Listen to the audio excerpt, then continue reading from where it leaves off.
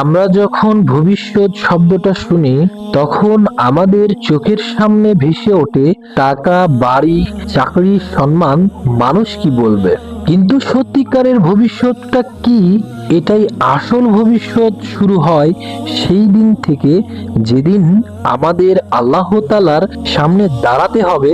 সেই দিন কোনো অজুহাত থাকবে না, কোনো সুপারিশ থাকবে না, খোলা হবে শুধু আমাদের আমল।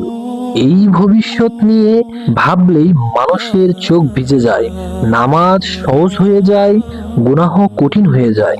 আর ঠিক এখানেই শয়তান ভয় পায়। শয়তান চায় না আমরা আখিরাতের ভবিষ্যৎ নিয়ে ভাবি। সে আমাদের ভাবতে দেয় না কবরের অন্ধকার হিসেবের ময়দান, জান্নাত ও জাহান্নামের পরিণতি, বরং সে আমাদের ব্যস্ত রাখে শুধু দুনিয়ার ভবিষ্যৎ নিয়ে। আরো ও চায়, আরো ও লাগবে, আরো ও দেরি করা চায়। কারণ শয়তান জানে যেদিন মানুষ আখিরাতকে ভবিষ্যৎ হিসেবে ভাববে সেদিন থেকেই তার জীবন বদলে যাবে। তাই আসুন আমরা সেই ভবিষ্যৎ নিয়েই ভাবি যে ভবিষ্যৎ আমাদের আল্লাহর কাছে নিয়ে যাবে।